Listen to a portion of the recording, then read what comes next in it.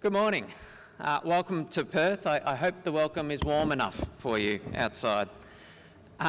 Let me begin by acknowledging the Noongar people, the traditional custodians of the land in which we gather, and thank Nick for that wonderful welcome to country, and thank the ancestors past and present that made it possible for him to share some of that 65,000 years of continuous Indigenous culture that we are so thankful to benefit from in this country with us in that 7-minute period just now. Well done, Nick. I pay my respects to elders past and present. And I note that the feature artwork of this conference is the loggerhead turtle, created by Noongar artists Peter Farmer Sr. and his son Peter Farmer Jr. They said that the turtle is a fitting image to represent Australia's role in gathering the Indian Ocean community here in Perth. Because, and I quote, "The loggerhead traverses vast ocean currents, from the northern equatorial to the southern equatorial, then down through the Mozambique and the Agulhas currents, across the west wind drifts of the West Australian currents before heading north again." It's a reminder that we aren't the only ones that share this vast Indian Ocean.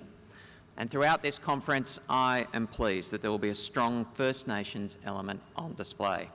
And at the Foreign Minister's lunch today, we will hear from an Indigenous ranger about the relationships between First Nations people and how they care for country. And we'll be joined by 2 artists performing in local language. And at dinner, I am certain that the fabulous Bangarra dance group will electrify everyone in attendance. Excellencies and distinguished guests, thank you to the Perth US Asia Centre and the India Foundation for joining with us in hosting the 2024 Indian Ocean Conference. As Gordon says, we've come a long way since last year's conference. It's great to see so many friends here, so many familiar faces from my extensive travels in the region over the last 12 months. Last year, I had the honour of representing Australia at this conference in Dakar. And as I flew into Dakar, I could see the mouth of the Ganges as it emptied into the Indian Ocean. Seeing the world from above always offers a unique sense of perspective. Around 280 million people live below on the Ganges Delta.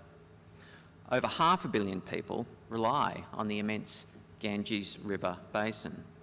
And as you flew into Perth, I wonder if you were having similar reflections, reflecting that we meet here on one edge of the Indian Ocean region.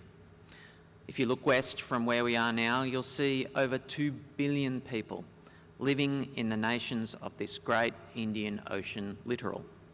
2 billion people who rely on this body of water for navigation, for sustenance, for trade, for regulating our planet's climate.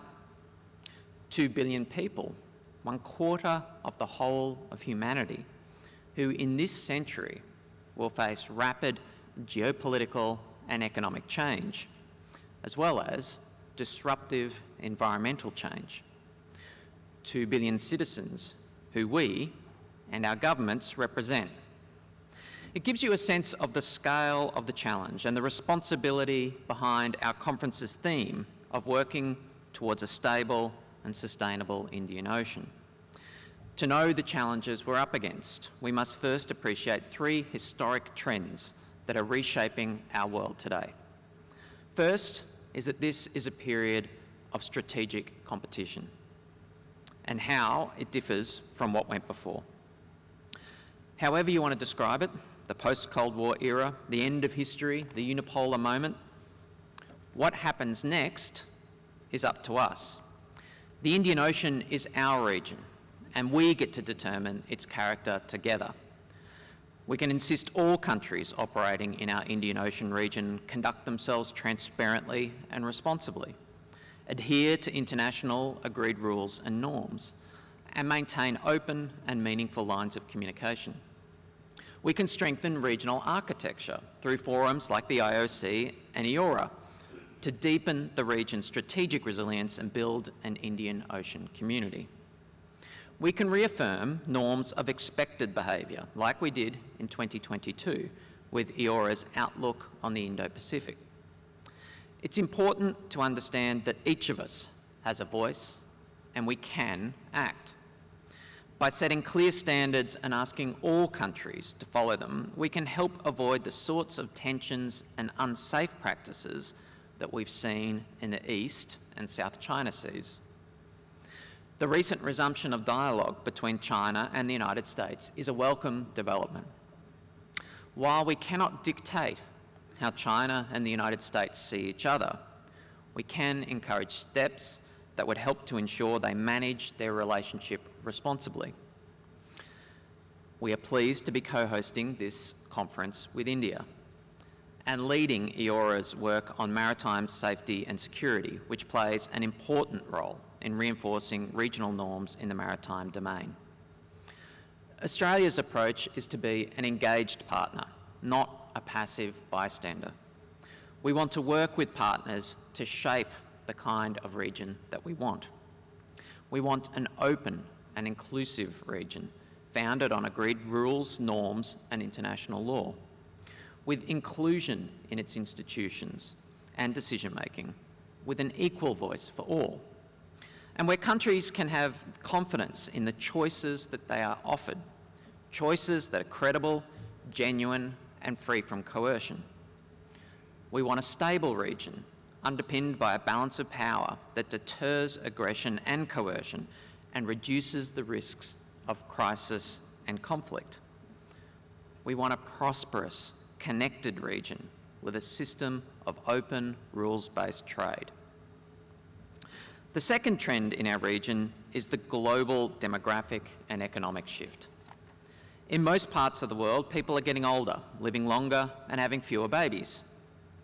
The exception is in South Asia and Africa, where countries will reap a demographic dividend if leaders can match population growth with policies that help unleash their people's potential.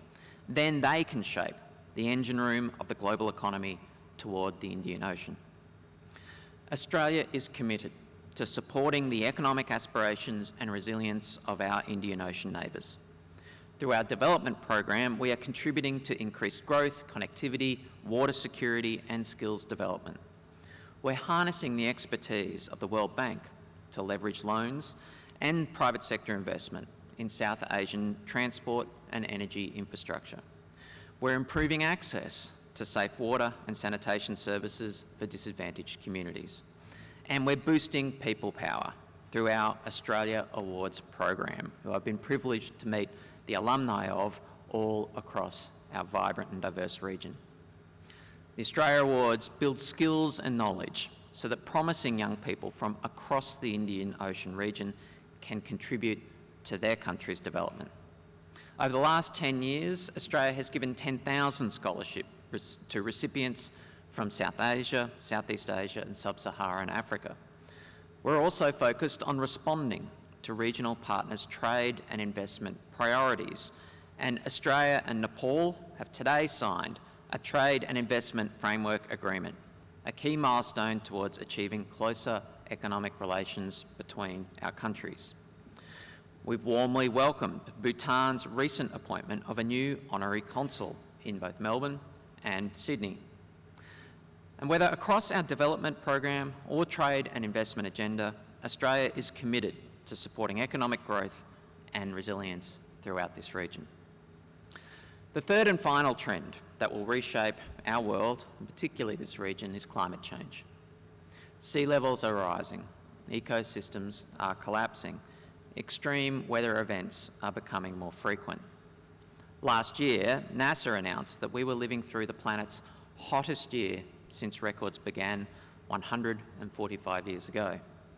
And the impacts are now being constantly felt by our region, with severe flooding late last year in northeast India and Bangladesh, a dry, late snowfall in Kashmir, a record summer heat wave in Western Australia.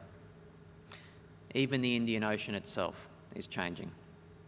Changing sea surface temperatures will alter weather systems, affect climate and rainfall, and ultimately impact fisheries and agriculture. The Hon'ble loggerhead turtle who I began my speech with, will find its habitats and its migratory patterns disrupted. In the future, our climate cooperation will only increase as our region confronts these challenges together. Excellencies and distinguished guests, Australia is an Indian Ocean country, and Perth is our Indian Ocean capital. We face shared challenges, so we must develop shared solutions. And that's why, as Assistant Foreign Minister, I've attended 2 iterations of the EORA Council of Ministers and now 2 Indian Ocean conferences. Australia is committed to this region as an engaged partner, not simply as a passive bystander. We want to see an Indian Ocean that is peaceful, stable and prosperous, where agreed rules and norms allow us to cooperate, trade and to thrive, and where we will work together on the issues that matter to all of us. I'm confident that the discussions that we will all have this week will help to advance these shared priorities. Thank you.